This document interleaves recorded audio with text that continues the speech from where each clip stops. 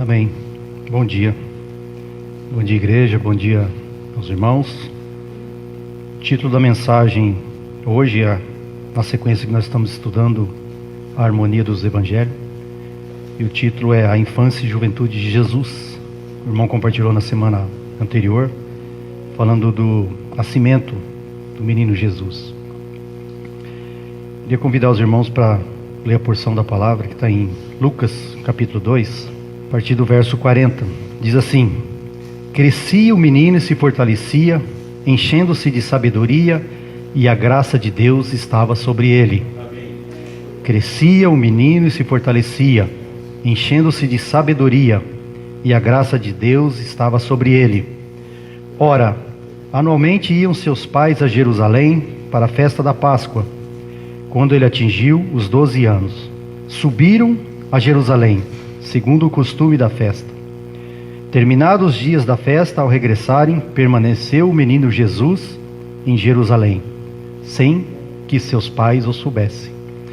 Pensando, porém, estar ele entre os companheiros de viagem, foram ao caminho de um dia, e então passaram a procurá-lo entre os parentes e os conhecidos. E não tendo-o encontrado, voltaram a Jerusalém à sua procura. 3 dias depois, o acharam no templo, assentado no meio dos doutores, ouvindo-os e interrogando-os.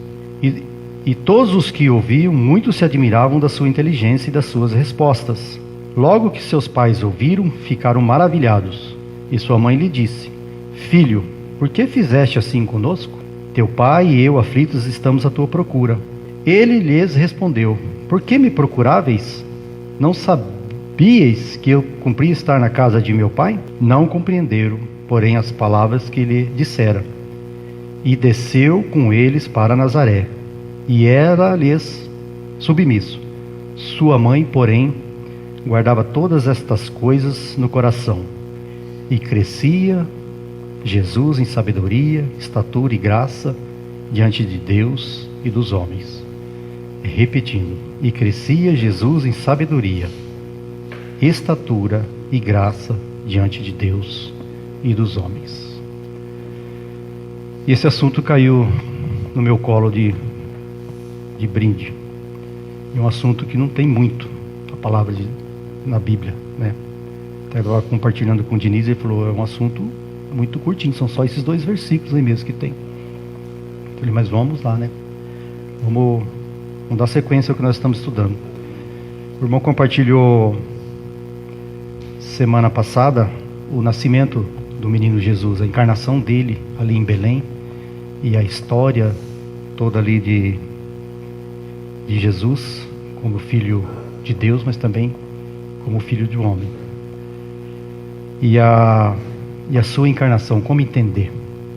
Como entender na época, e até hoje nós, diante da ciência, da tecnologia, nós não iríamos entender também a encarnação de Jesus numa situação que ocorreu.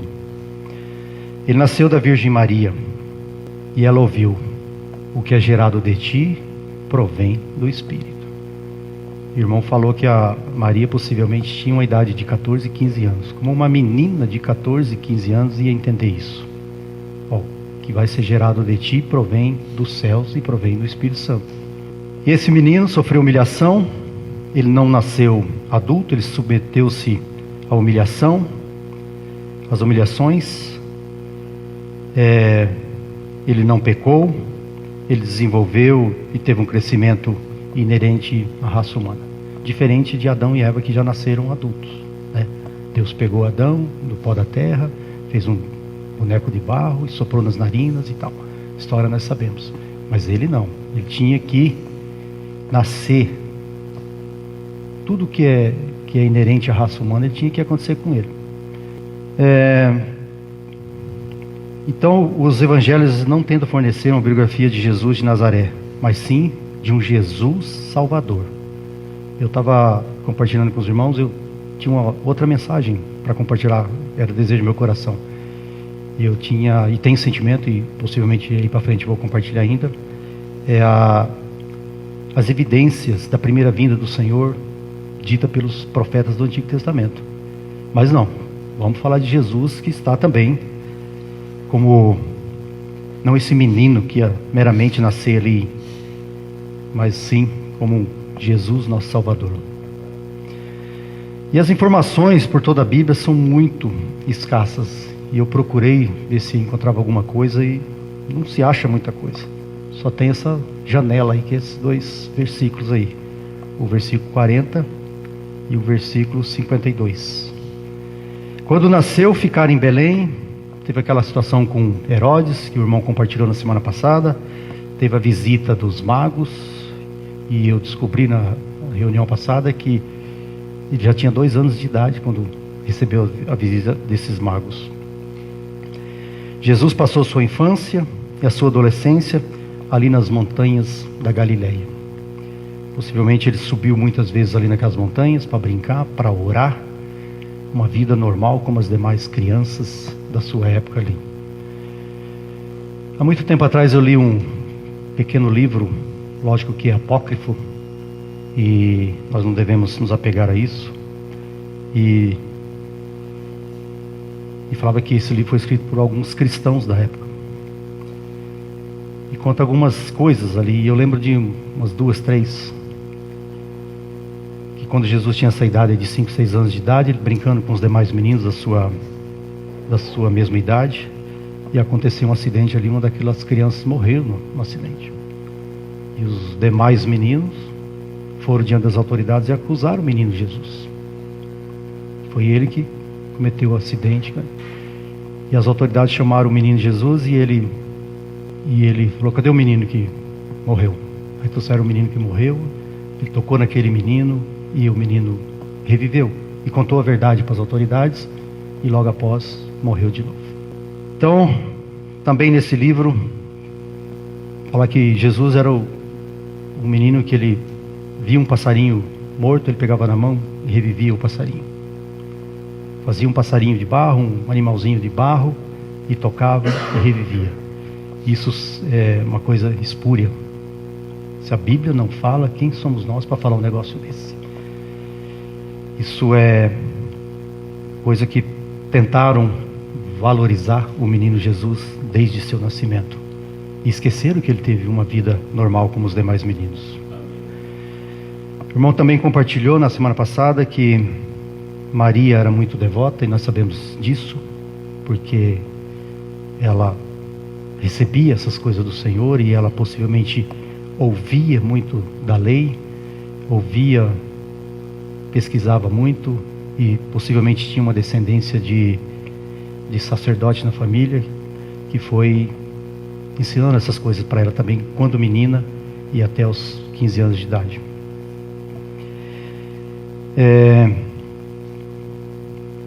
E não ocorreu nesse menino Jesus nenhum fato anormal. Isso que eu compartilhei aí, falei dos apócrifos, é espúrio, não se comenta. Ele cresceu fisicamente e fortaleceu-se em espírito, ou seja, ele teve uma vida normal, sobrenaturalmente normal, mas teve uma vida normal como os demais meninos. Ele não foi um prodígio, ele não estava além das crianças normais. O lar de Jesus, ali em Nazaré, era uma vila pequena e desprezível. Lá em João, no capítulo 1, Natanael pergunta assim: de Nazaré pode sair alguma coisa boa? E sai o menino Jesus. Nazaré é conhecida aquela cidade dos homens ferozes. Não tinha nada de bom ali, nenhuma riqueza, só tinha homens ferozes. A sua família constitui pelo menos 8 membros, ou talvez mais. Mateus capítulo 13, no verso 55, ele diz assim: não é este o filho do carpinteiro? Só para lembrar que ele teve mais irmãos. Não se chama sua mãe Maria e seus irmãos Tiago, José, Simão e Judas? E não vive entre nós todas as suas irmãs?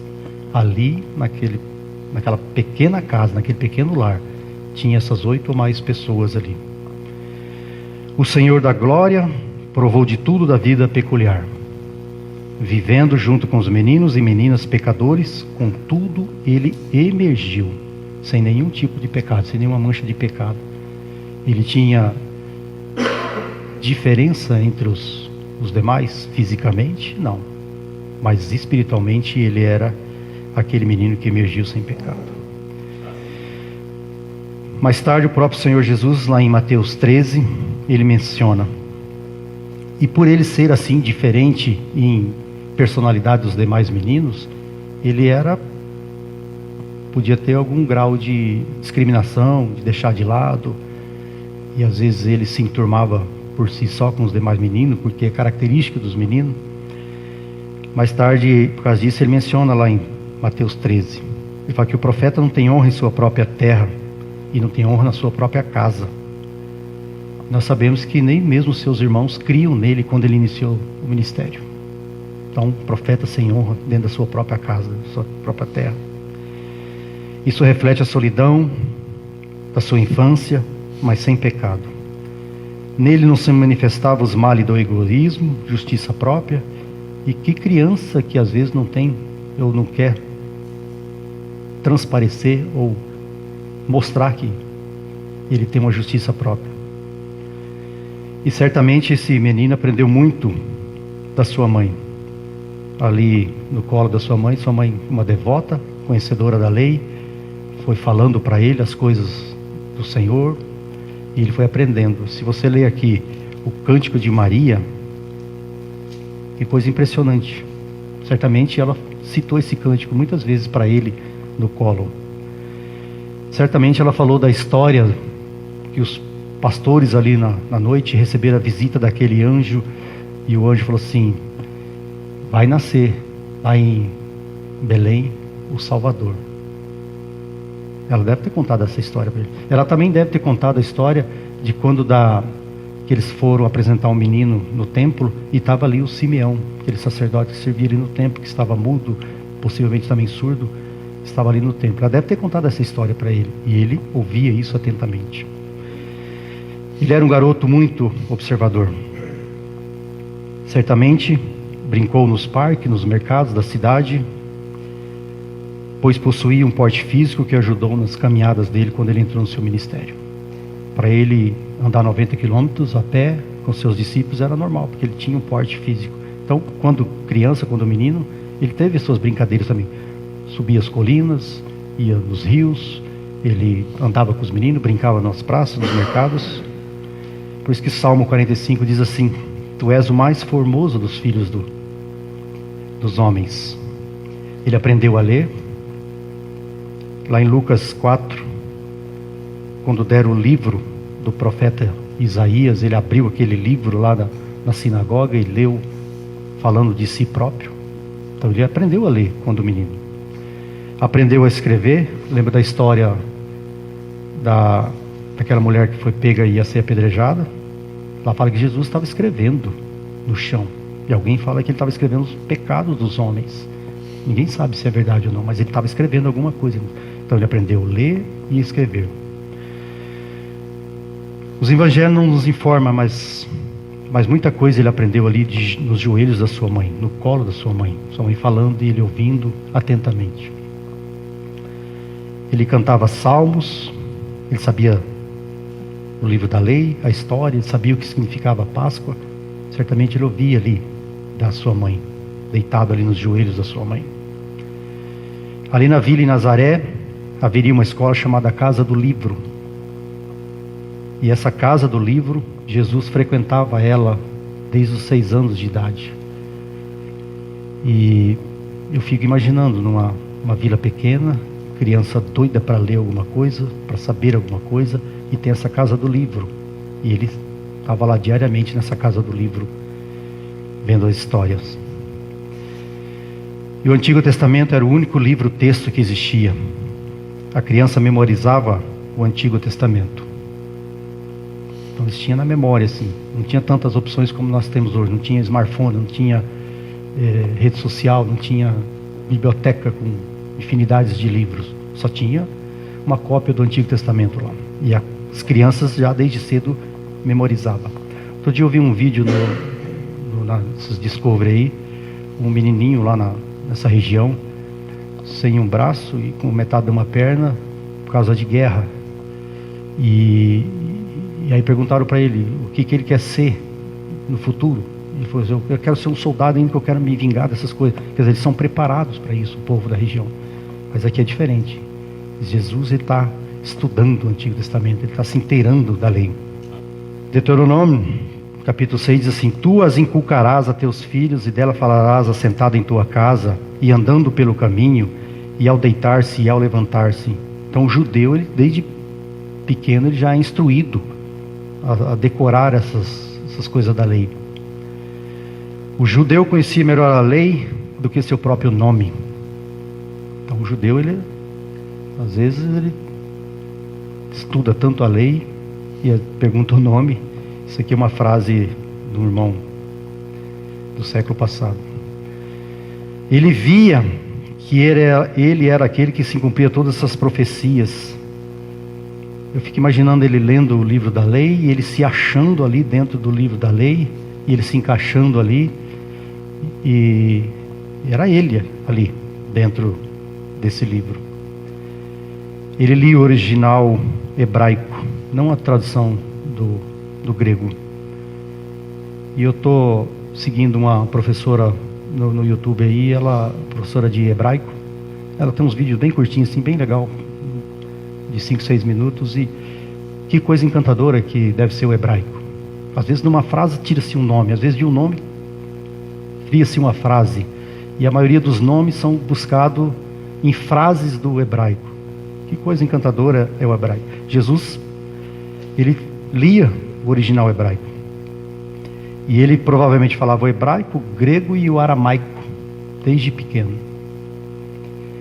Não estudou aos pés de um Gamaliel, como aconteceu com Saulo de Tarso, depois Paulo.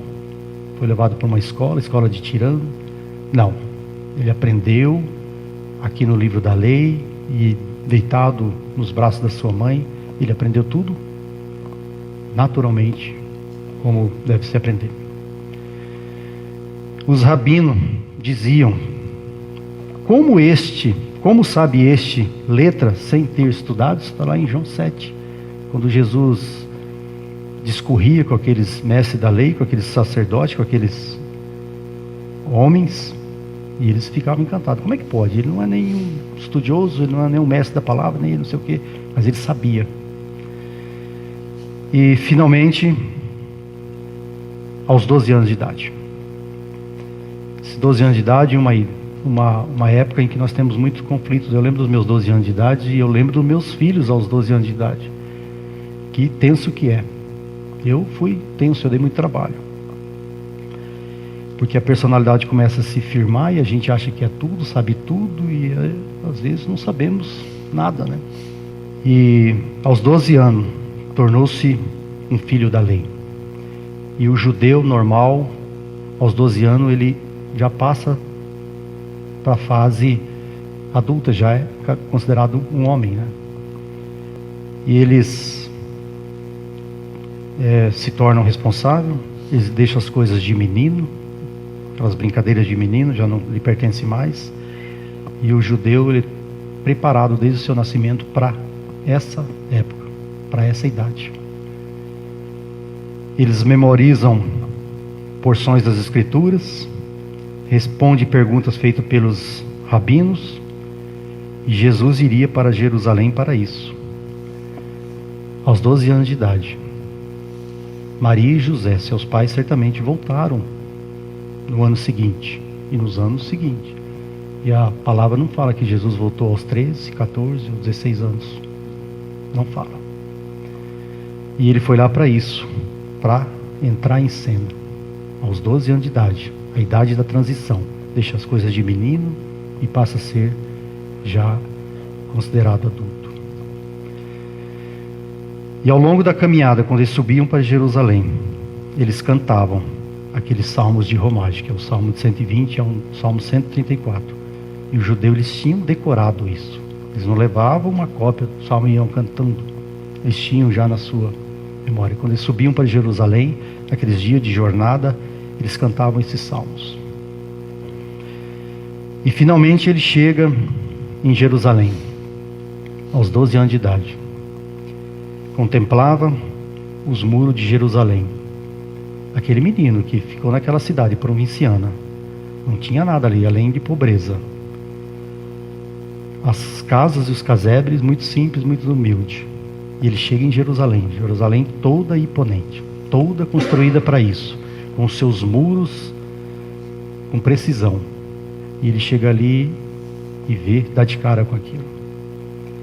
Eu me lembro quando eu tinha uns 14, 15 anos, primeira viagem que eu fiz para Foz do Iguaçu, e quando eu desci lá nas cascatas, na cachoeira, eu não me encantei muito, porque eu morei também numa cidade pequena, onde eu via rios, cascata, via coisas. Mas quando o ônibus passou nas construções da barragem, meus olhos quase pulou fora da cabeça. Que coisa, como é que pode um homem fazer isso? Né? Como é que pode um homem fazer uma linha dessa da barragem e essa imensidão de água, e depois o ônibus desceu novamente ali, vendo aquelas construções, que é coisa assustadora. Então eu fico imaginando esse menino, quando ele deu de cara com essas coisas lá em Jerusalém. E a cidade estava cheia de peregrinos. Dizem que ali, nessa época da Páscoa, ali, eles subiam para Jerusalém, era normal ter 200 mil pessoas. E era aquele menino que veio daquela cidade que tinha pouquíssimas pessoas, não tinha nada. E ele viu ali os pátios, os animais para os sacrifícios, as ofertas, as paredes de separação. E ele ficou observando aquilo. Ele viu a porta formosa, que ele lia, e ele viu lá no livro do Levítico, possivelmente. O pátio superior, que é o pátio para Israel, e o pátio para todos os homens. Ele viu os sacerdotes, ele viu os sacrifícios, e ele viu tudo isso com seus próprios olhos. Enquanto ele estava lendo lá no livro do Levítico, ele imaginava, mas de repente, aos 12 anos de idade, ele dá de cara com tudo isso lá. E ele viu todos os serviços sagrados. E lá, quando ele era criança, quando ele era menino, Levítico possivelmente era o livro principal que ele estudava. E agora, aos 12 anos de idade, ele está ali,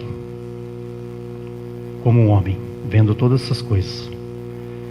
Ele já tinha ouvido de seus pais essas histórias, pois eles sempre haviam ensinado a palavra de Deus. Tinha levado ele regularmente à sinagoga. Em Nazaré, possivelmente tinha uma sinagoga de reuniões. Maria contou a Jesus a visita do anjo Gabriel, quando ela engravidou. Então ele ouviu isso desde pequeno. Mas agora em Jerusalém, começa a ver essas coisas e essas verdades sublimes com seus próprios olhos. José contou do seu sonho quando pensou em deixar Maria. Então ele ouvia essas histórias. E que seu filho livraria seu povo dos seus pecados. E ele lendo essas histórias, e vendo em Jerusalém, e ouvindo dos seus pais, e ele falou: sou eu nessa história no Antigo Testamento. Ouviu as visitas dos pastores no dia do seu nascimento, está lá em Lucas 2. Todas essas coisas ocupavam seu coração. Ele se viu envolvido nessas coisas a respeito de si mesmo.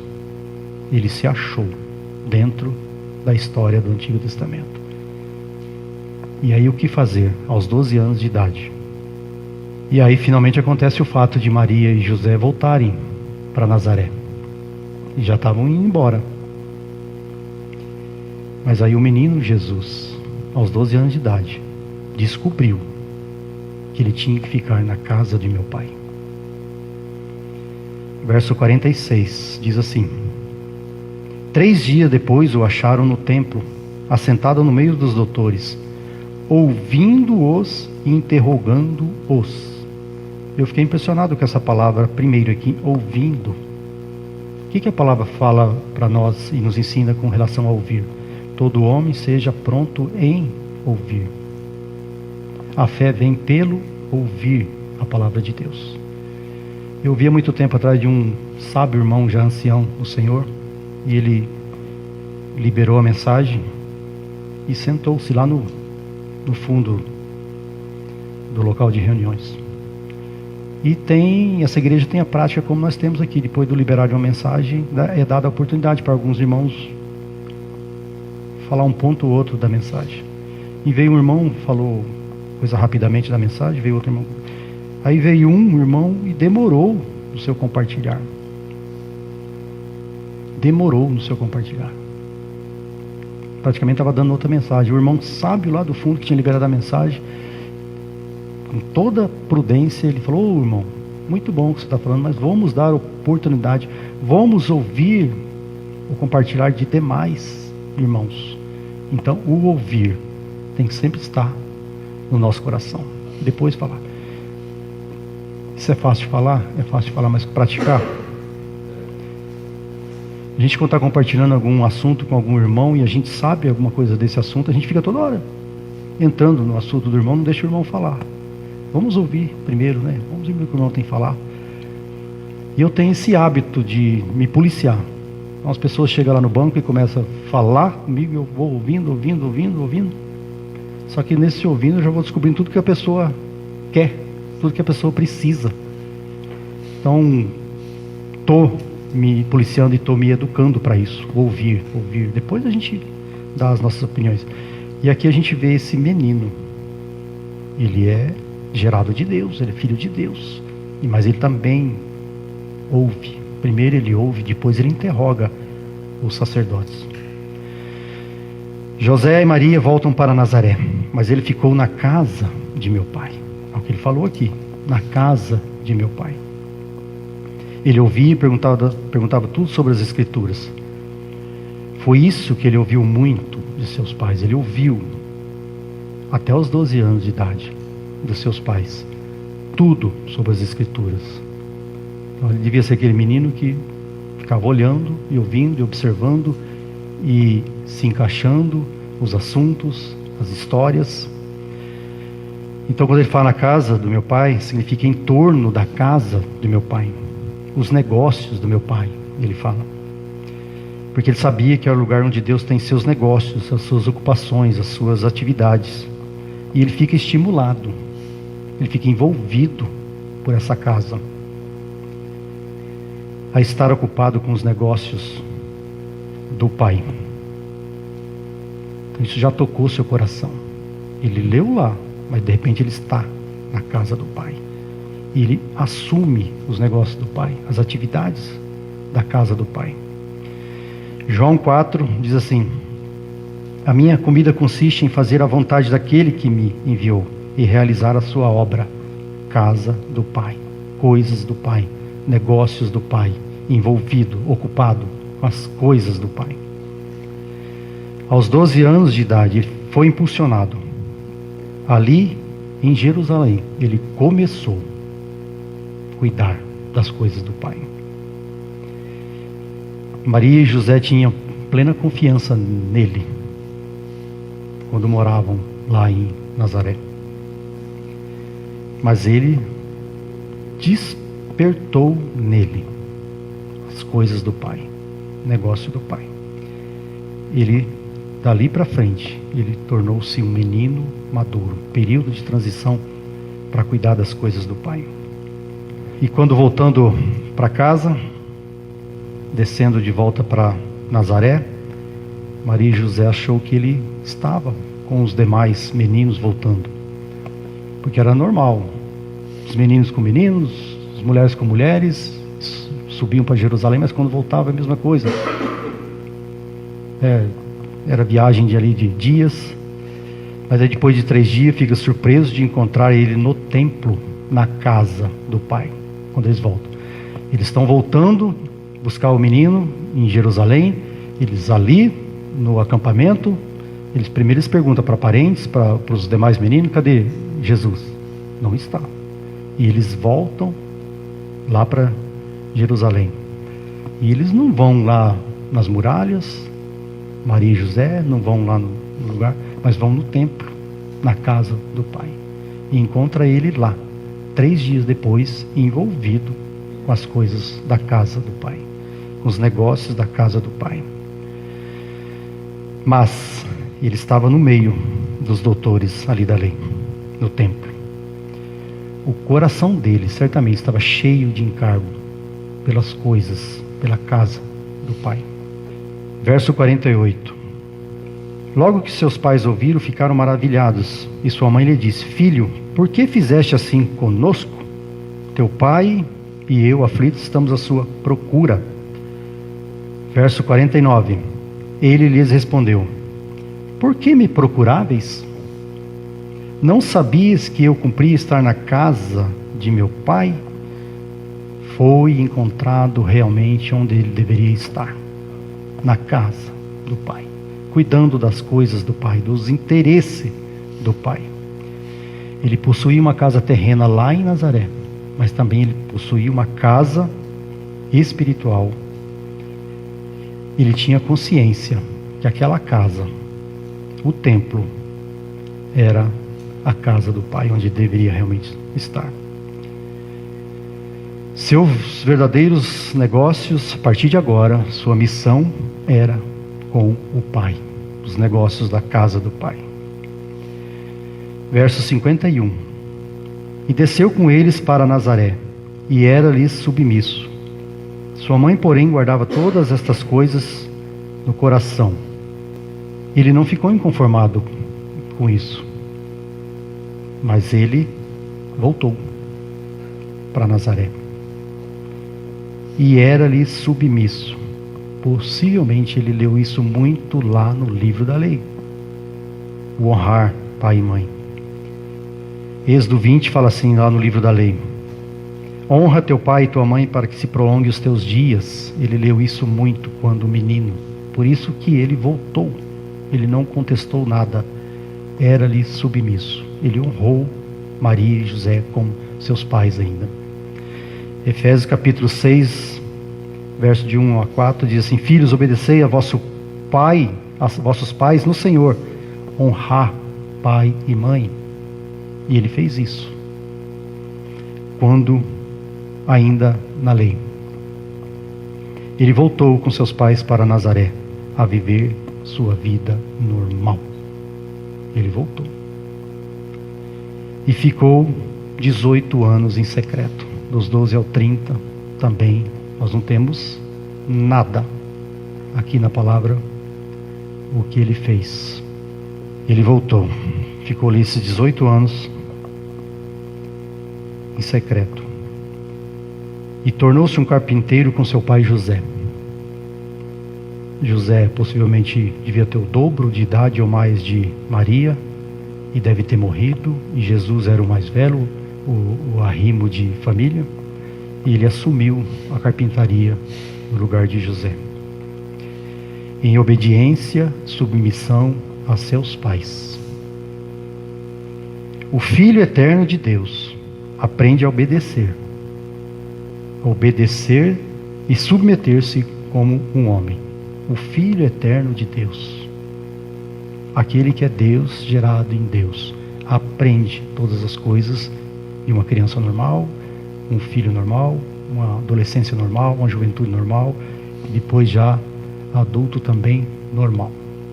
Filipenses capítulo 2 diz assim: pois ele, subsistindo em forma de Deus, não julgou como usurpação o ser igual a Deus.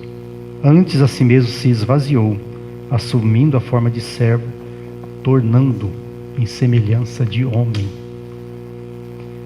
O Deus de Deus foi sujeito a todas essas coisas. Hebreus capítulo 5, verso 8 diz assim: embora sendo filho, aprendeu pela obediência, pelas coisas que sofreu. Embora sendo filho do Pai, ele aprendeu pela obediência. Foi obediente, submeteu-se ao que tinha que submeter-se. Deus no seu governo, ele é autoridade, mas o Filho de Deus, na sua humanidade, aprendeu a obediência. Deus é eterno, ele tem autoridade eterna, mas o Filho, quando humanamente esteve entre nós, ele aprendeu todas essas coisas. Sabe para que isso? Para obedecer por nós que somos rebeldes e desobedientes. Ele fez isso, nos mostrando o exemplo de: se eu estou sujeito, se eu consigo, vós também conseguem aprender essas coisas. 18 anos de silêncio. Aprendeu com José a carpintaria, Sua mãe teve mais filhos e filhas, e nós sabemos disso. Era preciso alguém para assumir a família. José certamente já teria morrido, e ele é o cabeça daquela família. Nosso Senhor, Criador do universo, de todas as coisas que há nesse universo. Ele fez julgos, cangas, arados, mesas, portas, cercas, tantas coisas de madeira. Ele fez, que isso é inerente ao carpinteiro. Ele serrava, ajustava as ferramentas, e as ferramentas da época eram todas as ferramentas manuais. Possivelmente ele cortou o dedo, possivelmente entrou uma ferpa de madeira na sua mão, no seu dedo. Nosso Criador no universo esteve sujeito a todas essas coisas. Ele limpava as ferramentas, afiava, limpava a sua carpintaria, mas ele nunca deixou de perder a comunhão com Deus. Ali, trabalhando no seu dia a dia, possivelmente ele ficava pensando todas essas coisas. Lia o livro da lei e pensava nas coisas que ele viu em Jerusalém. As suas leituras ele meditava. Deve ter continuado subindo nas colinas da Galileia ali, e orava, e tinha comunhão com o Pai. E ele usou muito na sua vida, depois no seu ministério, exemplos do jugo. Sempre que ele via no dia a dia, ele usou isso, porque ele aprendeu, ele teve comunhão com Deus. Ele continuou cuidando da sua família, ele continuou indo no culto na sinagoga que tinha na cidade, ou nas cidades próximas. Ele continuou sua vida normal até os 30 anos de idade.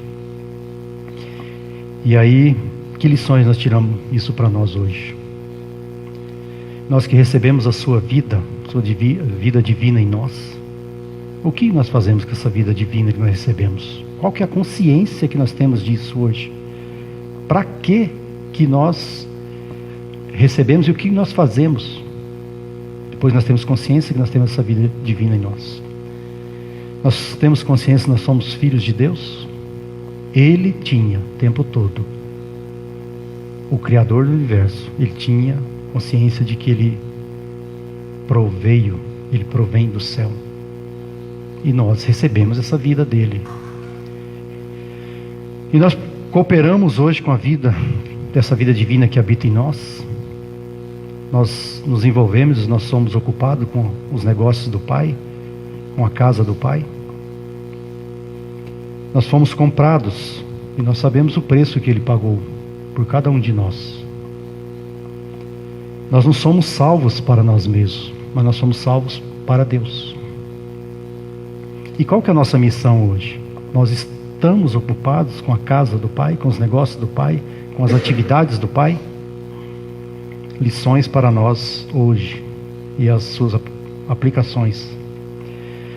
Qual a nossa principal ocupação hoje? É trabalho, família, emprego, cargo, dinheiro, conquistas? Qual que é a nossa principal ocupação hoje? São coisas importantes e boas. Estudar, ter um emprego bom, ter uma vida digna. São coisas boas. O Senhor nunca nos proibiu dessas coisas boas. Mas isso não pode tomar o nosso coração. Não pode ter a primazia no nosso coração. Paulo, quando entrou no ministério, ele não foi pesado para nenhum dos irmãos, para nenhuma das igrejas. Ele continuou sendo fazedor de tendas. Na cidade onde ele ia, levantava o testemunho da igreja, e ele tinha uma ocupação secular, fazedor de tendas.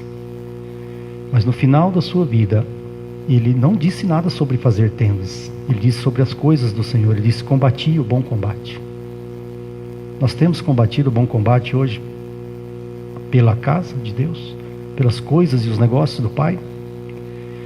1 Coríntios 7, Paulo diz assim: cada um permaneça fiel na vocação que fosse chamado. Você foi chamado para ser um médico, para ser um advogado, para ser um bancário, para ser um vigilante, para ser isso, para ser aquilo. Seja fiel naquilo que fosse chamado. Trabalhe com zelo e dedicação, mas se ocupe com as coisas do Pai. Semana passada eu compartilhei aqui de muitas coisas que estão roubando o nosso tempo. Isso aqui tem que tomar mais o nosso tempo do que as coisas seculares desse mundo. Jesus, aos 12 anos de idade, ele foi despertado. que ele já não era mais aquele menino, tinha que largar as coisas de menino e se ocupar. Voltou para a sua profissão de carpinteiro, mas ele tinha comunhão diária com o pai, com os negócios do pai. Isso tornou um norte na vida dele. Em tudo, ele aproveitou as oportunidades. Em tudo. Ele citou exemplos da sua vida em tudo quando ele começou o seu ministério. Terminando, irmãos, Mateus 16 diz assim, e graças a Deus que ele disse isso: eu edificarei a minha igreja e as portas da morte não prevalecerão contra ela. Hoje, a casa do Pai é a igreja, e as portas da morte não podem prevalecer contra ela. Graças a Deus que o Senhor disse isso, e o Senhor deu essa incumbência. A casa do Pai, os negócios do Pai hoje, as atividades do Pai é com a sua igreja. E como nós estamos na edificação da casa de Deus, qual a nossa contribuição para a edificação da igreja como casa de Deus? Não é só ou meramente um lugar de reuniões. Não é um lugar onde nós vem para cá e nós ouvimos e cantamos e choramos belos louvores, belos hinos. Não é só um lugar onde a gente vem partir a ceia do Senhor e lembrar do Senhor. É muito mais do que isso. Nós estamos reunidos para edificar uns aos outros. A palavra fala assim: quando um irmão chora, todo mundo chora. Quando o irmão se alegra, todos se alegram. Nós consolamos e trazemos conforto e edificação uns aos outros, aos irmãos, alimentando e encorajando uns aos outros. Nós estamos preocupados em edificar a igreja como a noiva para Cristo. Nós estamos envolvidos com a casa do Pai, nós estamos envolvidos com pregar o Evangelho, falar do amor do Senhor. Olha a situação lá de UTI de morte. Gerei muitas filhas aqui dentro. Deve ter falado ainda no seu leito de morte. Vai ter uma morte linda, como teu pai teve. Mas ainda falando, preocupado em levar pessoas à salvação. Será que amamos a casa de Deus, a igreja? Nós temos apreço pela igreja, como o Senhor foi despertado lá em Jerusalém? Nós somos envolvidos com a casa de Deus? É isso que o Pai quer e busca na sua igreja e dos seus filhos hoje. É isso que o Pai fez e continua fazendo com a sua casa, com os negócios da sua casa. O Senhor nos capacite, nos guarde, nos dê sentimento de estar ocupados com essas coisas do Pai. Estar envolvidos com a casa de Deus. Como o Senhor foi despertado, que Ele possa despertar ainda quando há vida, a esperança em nós. O Senhor ganhe o nosso coração. O Senhor possa realmente ser um marco na nossa vida. Que a partir desse momento estejamos verdadeiramente desenvolvidos com a casa do Pai, a igreja, com os negócios do Pai. Amém? Senhor, nós te damos graças e te louvamos porque o Senhor ainda cuida de nós. Senhor, pela tua graça e misericórdia, continua nos alcançando, continua nos ganhando. Senhor, nós não temos nada em nós mesmos, mas nós tocamos na tua palavra e ela nos desperta e nos lembra, Senhor, sempre que preciso for, para que possamos estar encorajados, não desanimados. As situações vêm, as lutas vêm, os tremores e tremores vêm, mas nós confiamos em Ti. Mesmo diante da face da morte, o Senhor nos dá a esperança de que um dia estaremos contigo para todo sempre. Louvado seja o Teu nome, Senhor. Amém.